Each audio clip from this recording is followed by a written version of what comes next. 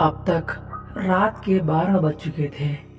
पूरा दिन लारी चलाने के कारण मैं बहुत थक चुका था। मेरा क्लीनर शिवा बोला, कहीं लारी को साइड में लगा दे भाई, थोड़ी देर सो जाते हैं। मैंने भी हामी भर दी। झारखंड पहुंचने में अभी 1.5 घंटे का सफर बाकी था। वहां से आगे का रास्ता पूरा जंगल से ही होकर जाता था। जंगल के रास्ते पर चलते हुए हमें एक सुनसान जगह दिखी। वो जगह बहुत शांत और सुकून भरी थी। रोड के किनारे ही हमें लारी को रोक दिया। रास्ते में लिए गए खाने के पैकेट खोले और दोनों ने मिलकर खाना खाया। रेनी सीजन होने की वजह से वहाँ मच्छर बहुत ज्यादा थे और कोई चारा ना देखकर वहीं लेटना पड़ा। करीब 1 घंटा बीत गया, लेकिन रात अभी बाकी थी। हमें ठीक से नींद नहीं आ रही थी। लारी में सोना चाहा तो वहाँ जगह भी कम थी। मच्छर को मारते मारते हम यूं ही लेट गए। तभी अचानक हमें दूर जंगल में एक रोशनी दिखी। मैंने उसे और देखते हुए शिवा से पूछा, शायद वहाँ लोग रहते होंगे। शिवा बोला, क्या पता भाई, चलकर देख लें। मच्छरों की वजह से और सोना मुश्किल हो रहा था, तो मैंने कहा, ठीक है, चलो देखते हैं। हम दोनों उस रोशनी की तरफ बढ़े। वहाँ एक बड़ा सा मिट्टी का मकान दिखाई दिया। घर के बाहर एक लालटेन लटक रही थी। हम दरवाजे तक पहुंचे और खटखटाया। अरे सुनिए, कोई है क्या? मैंने आवाज लगाई। कोई जवाब नहीं आया। मैंने फिर जोर से कहा और दरवाजा खटखटाया। तभी अंदर से पायल जैसी आवाज आई।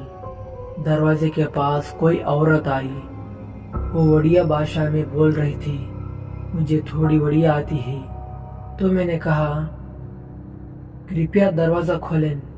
वो धीरे से दरवाजा खोलकर बोली, कौन हो तुम लोग, क्या चाहिए? मैंने जवाब दिया, कुछ नहीं बहन जी, हम लारी से जा रहे थे। सुबह से सफर कर रहे हैं, बहुत थक चुके हैं। सोचा थोड़ी देर लारी के पास सो जाएं, लेकिन मच्छर बहुत ज्यादा थे, इसलिए नींद नहीं आ रही थी। तभी दूर से आपकी रोशनी दिखाई। पहले लगा कि ये कोई ढाबा या रेस्टोरेंट होगा, लेकिन यहाँ घर है। अच्छा, अब हम चलते हैं। मैंने जाने ही वाला था, लेकिन वो बोली, अरे क्यों परेशान हो रहे हो? हमारे घर में बहुत जगह है, तुम दूसरे कमरे में सो सकते हो। मैंने कहा, नहीं बहन जी, शायद यहाँ सिर्फ औरतें नहीं रहते हैं, हम यहाँ रुकें तो ठीक नहीं होगी। वो बोली, नहीं नहीं, ऐसा कुछ नहीं है, घर में बहुत कमरे हैं, आप आराम से सो सकते हो। और वो हमें अंदर ले गई।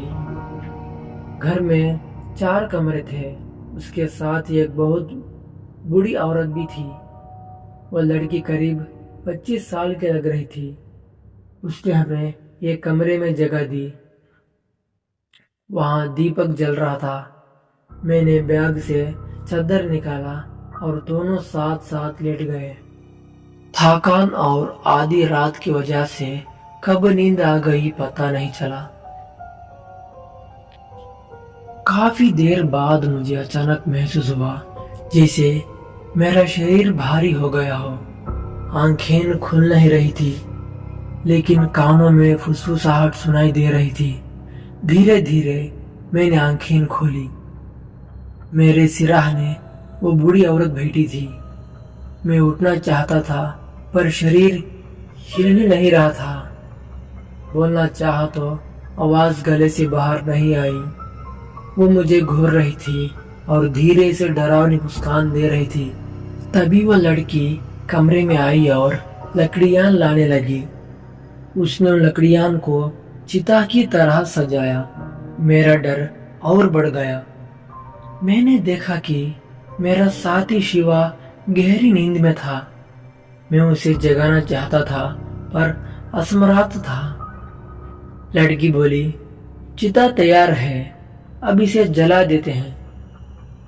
बूढ़ी औरत जोर से हंसकर बोली, हाँ, पहले इसे रस्सियों से बांध दो। लड़की ने तुरंत मेरे हाथ पैर कसकर बांध लिया। मैंने पसीने से भीग गया था। दिल बहुत तेजी से धड़क रहा था। उन्होंने मुझे उठाकर चिता पर डाल दिया। बूढ़ी औरत हंसकर बोली, अब आग तू ही लगा। लड़की ने मशाल उठाई और गुस्से से मेरी आंखों में देखते हुए बोली, तुम्हें सोने के लिए हमारा ही घर मिला था, हमारी नींद खराब करने आए थे। मैंने रोने लगा, मन ही मन दुआ करने लगा कि मुझे मदद चाहिए। पर लड़की चीखते हुए बोली, अब देखो। उसने चिता में आग लगा दी। आग भड़क उठी। मुझे लगा मेरा पूरा शरीर जल रहा है। मैं चीख पड़ा, मुझे बचाओ, मुझे बचाओ। मेरी चीख से पूरा माहौल गूंज उठा। तभी शिवा अचानक जाग गया और मुझे देखकर बोला, भाई क्या हुआ, क्यों चिल्ला रहे हो? मैं पसीने से तरबतर कांप रहा था। मैं रोते हुए उसे लिपटा और बोला, शिवा मुझे बचा, ये लोग मुझे मार डालेंगे। शिवा ने कहा, अरे भाई कुछ नहीं हुआ, देखो तुम सही सलामत हो। मैं धीरे धीरे होश में आया और पूरी घटना उसे बता दी। उसने मुझे पानी दी। मैंने पूरी बॉटल एक ही बार में पी डाली। शिवा बोला, भाई लगता है यहाँ रुकना ठीक नहीं है। हमने तुरंत कमरे से बाहर निकलना चाहा, पर चाहे जितना ढूंढा दरवाजा कहीं दिखाई नहीं दिया। हम डर के मारे इधर उधर रास्ता ढूंढते रहे। तभी सामने से आती एक गाड़ी की हेडलाइट हम पर पड़ी। हम भागकर उसके पास गए। ड्राइवर रुका और पूछा, तुम लोग यहाँ क्या कर रहे हो? हम पूरी घटना उसे बताई। तब वो बोला, तुम लोग जिस जगह सो रहे थे वो कोई घर नहीं था, आओ मैं दिखाता हूँ। उसने टॉर्च जलाकर पूरा इलाका दिखाया। वहाँ कोई घर नहीं था, सब वीरान जगह थी। उसने कहा, तुम लोग बहुत किस्मत वाले हो, यहाँ वर्षों से ऐसी घटनाएं होती रहती है। इसी कारण आधी रात के बाद कोई इस रास्ते से नहीं गुजरता। जो भी फंस जाता है ऐसी ही डरावनी अनुभव करता है। उसकी बातें सुनकर हम कांप उठे। तब तक सुबह के 4 बज चुके थे। हमें यकीन ही नहीं हो रहा था कि हम 1 घंटे तक उसी जगह दरवाजा ढूंढते रहे। हमने तुरंत लारी उठाया और उस ड्राइवर के साथ जंगल से निकल गए।